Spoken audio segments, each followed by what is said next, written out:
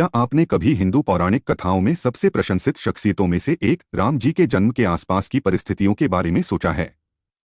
हिंदू किंवदंतियों की समृद्ध कथा में राम जी का जन्म एक महत्वपूर्ण स्थान रखता है। उन्हें ब्रह्मांड के संरक्षक भगवान विष्णु का 7वां अवतार माना जाता है। प्राचीन शहर अयोध्या में राजा दशरथ और रानी कौशल्या को उनके लंबे समय से प्रतीक्षित पुत्र राम जी का आशीर्वाद मिला था। उनका जन्म कोई सामान्य घटना नहीं थी। यह एक दिव्य क्षण था जो न केवल उनके माता पिता बल्कि पूरे राज्य के लिए अत्यधिक खुशी लेकर आया। शहर को फूलों और रोशनी से सजाया गया था और हवा उत्सव की आवाज से भर गई थी। सड़कों पर संगीत और हंसी गूंज रही थी और लोग खुशी में नाच रहे थे और गा रहे थे। राम जी के जन्म ने धार्मिकता और सदाचार के एक नए युग का संकेत दिया। इस प्रकार उनके जन्म के साथ राम जी की यात्रा, जो दुनिया पर एक अमिट प्रभाव छोड़ेगी, शुरू हुई। एक युवा राजकुमार के रूप में राम जी को किस प्रकार की शिक्षा और प्रशिक्षण प्राप्त हुआ? एक दिलचस्प प्रश्न जो हमें अयोध्या के युवा राजकुमार के प्रारंभिक वर्षों में वापस ले जाता है। यह ऋषि वशिष्ठ के सतर्क मार्गदर्शन में था कि राम जी ने अपनी शैक्षिक यात्रा शुरू की। अपने गहन ज्ञान और आध्यात्मिक अंतर्दृष्टि के लिए प्रसिद्ध ऋषि वशिष्ठ अयोध्या के शाही गुरु थे। उनके संरक्षण में राम जी को ज्ञान, बुद्धिमत्ता और मार्शल आर्ट की दुनिया में प्रवेश मिला। यहीं पर उन्होंने जीवन के जटिल दर्शन, शासन की जटिलताओं और धर्मग्रंथों की गहन सच्चाइयों में महारत हासिल की। राम जी तीव्र गति से सीखने वाले व्यक्ति थे। वे गहरी जिज्ञासा और तीव्र बुद्धि के साथ अपने गुरु द्वारा दी गई सीख को आत्मसात कर लेते थे। सीखने के प्रति उनका समर्पण अद्वितीय था। ज्ञान के प्रति उनकी प्यास कभी बुझने वाली नहीं थी। उन्होंने वेदों, उपनिषदों और अन्य पवित्र ग्रंथों का गहराई से अध्ययन किया, उनके गहन ज्ञान को उजागर किया और उनकी शिक्षाओं को अपने जीवन में एकीकृत किया। लेकिन एक राजकुमार के लिए शिक्षा केवल धर्मग्रंथों और दर्शन तक ही सीमित नहीं थी। इसमें मार्शल आर्ट का कठोर प्रशिक्षण भी शामिल था। राम जी ने सटीकता के साथ हथियार चलाना सीखा, तीरंदाजी, तलवारबाजी और युद्ध के अन्य रूपों में महारत हासिल की। मार्शल आर्ट में उनका कौशल उनकी बुद्धि और बौद्धिक कौशल जितना ही प्रभावशाली था।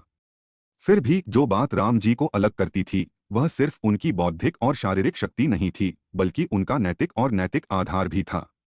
धर्म, धार्मिक मार्ग के बारे में उनकी समझ उनके अस्तित्व में गहराई से समाई हुई थी।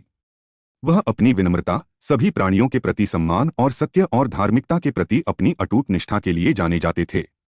ऋषि वशिष्ठ के अधीन सीखने और प्रशिक्षण के ये प्रारंभिक वर्ष केवल ज्ञान और कौशल प्राप्त करने के बारे में नहीं थे।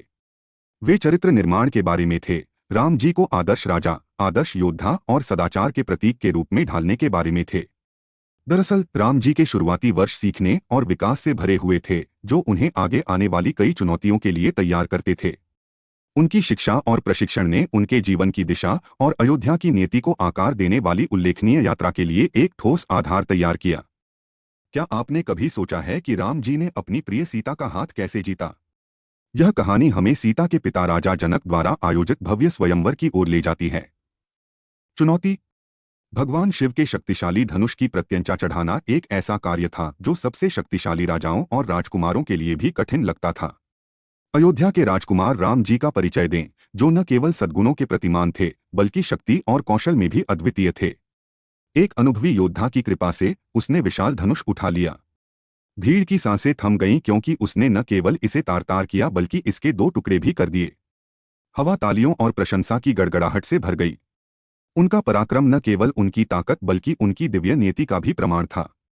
राजा जनक ने बहुत प्रसन्न होकर स्वेच्छा से अपनी बेटी का विवाह राम जी से करने की पेशकश की। और इसलिए राम जी और सीता एक हो गए, एक ऐसा बंधन जो प्रेम और भक्ति का प्रतीक बन जाएगा। राम जी जैसे भावी राजा को वनवास क्यों भेजा गया? खैर, आइए उन पेचीदा परिस्थितियों पर गौर करें जिनके कारण उनके जीवन में यह निर्णायक मोड़ आया। राम जी का वनवास पारिवारिक गतिशीलता के जटिल जाल और वर्षों पहले किए गए एक वादे का परिणाम था। उनके पिता राजा दशरथ ने बहुत पहले अपनी पत्नी कैकेयी को एक भीषण युद्ध में उनके साहस के लिए पुरस्कार के रूप में 2 वरदान दिए थे।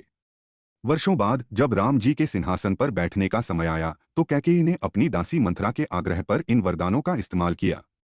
उन्होंने मांग की कि उनके बेटे भरत को राजा बनाया जाए और राम जी को 14 साल के लिए वनवास भेजा जाए। राज्य में फैले सदमे और दुहक के बावजूद राम जी ने बिना किसी हिचकिचाहट के अपने भाग्य को स्वीकार कर लिया। उन्होंने सत्य और कर्तव्य के प्रति असाधारण प्रतिबद्धता प्रदर्शित करते हुए अपने पिता के वादे का सम्मान करना चुना। वहां कोई क्रोध, कोई विद्रोह नहीं था, केवल अपनी नीति के प्रति एक शांत स्वीकृति थी। महल की सुख सुविधाएं छोड़कर जंगल में रहने का उनका निर्णय आसान नहीं था। लेकिन राम जी ने अपनी पत्नी सीता और भाई लक्ष्मण के साथ अपने नए जीवन को अपनाया। उन्होंने जंगल में एक साधारण झोपड़ी बनाई और जमीन से दूर रहने लगे।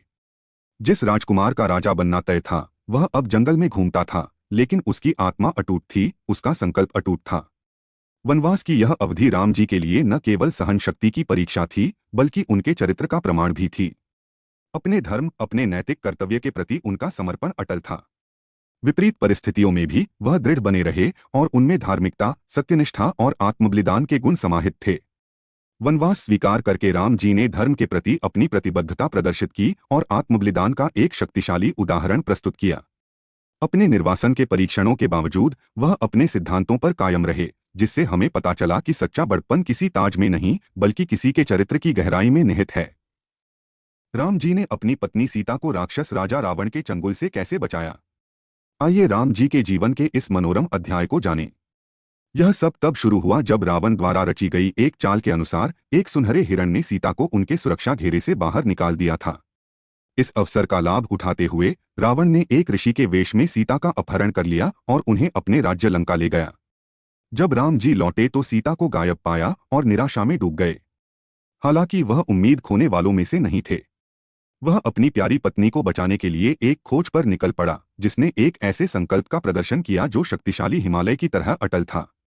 अपनी यात्रा में राम जी ने वानर देवता हनुमान और वानर सेना के साथ गठबंधन बनाया। हनुमान ने अपनी अद्वितीय शक्ति और राम जी के प्रति अटूट भक्ति के साथ सामने आने वाली घटनाओं में महत्वपूर्ण भूमिका निभाई। यह हनुमान ही थे जिन्होंने लंका में सीता की खोज की और उन्हें राम जी का संदेश दिया और उन्हें उनके शीघ्र बचाव का आश्वासन दिया। महाकाव्य युद्ध के लिए मंच तैयार किया गया था। समुद्र पर एक पुल बनाया गया, एक उपलब्धि जिसने एकता और भक्ति की शक्ति को प्रदर्शित किया। रावण के साथ युद्ध भयंकर, शक्तिशाली योद्धाओं और दिव्य हथियारों से भरा हुआ था। लेकिन यह सिर्फ एक शारीरिक लड़ाई नहीं थी, यह धार्मिकता और बुराई के बीच की लड़ाई थी, धर्म को कायम रखने का संघर्ष था। रावण की दुर्जय शक्ति और अनेक बाधाओं के बावजूद राम जी विजयी हुए। राक्षस राजा हार गया और सीता को अंततः बचाया गया।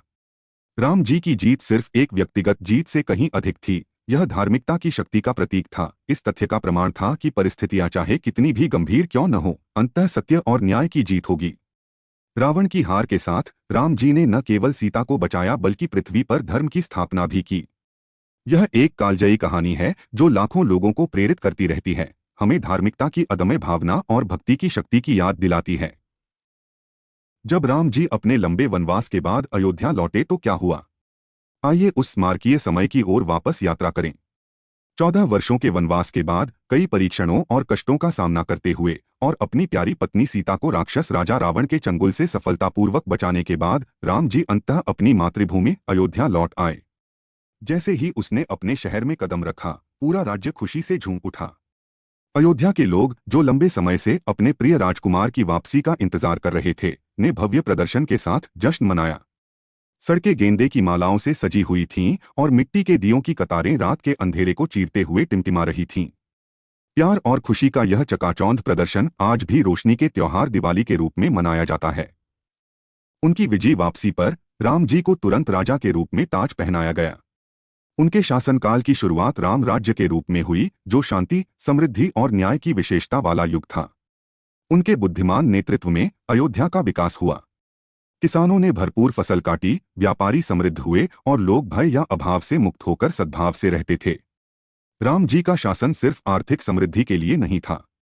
यह एक ऐसा युग था जहां धार्मिकता बुराई पर हावी थी, जहां प्रत्येक नागरिक के साथ उनकी सामाजिक स्थिति की परवाह किए बिना समान सम्मान और गरिमा के साथ व्यवहार किया जाता था। न्याय, नैतिकता और कर्तव्य के सिद्धांत उनके प्रशासन की आधारशिला थे, जिससे राम राज्य एक आदर्श शासन का प्रतीक बन गया। लेकिन शायद राम जी के शासन का सबसे उल्लेखनीय पहलू अपने लोगों के प्रति उनकी भक्ति थी। वह उन्हें अपने बच्चों की तरह प्यार करता था, हमेशा अपनी भलाई से ज्यादा उनकी भलाई को प्राथमिकता देता था। उनके दरवाजे उनकी सलाह या सहायता चाहने वाले किसी भी व्यक्ति के लिए हमेशा खुले रहते थे, जिससे वे न केवल एक शासक बन जाते थे, बल्कि अपने लोगों के सच्चे से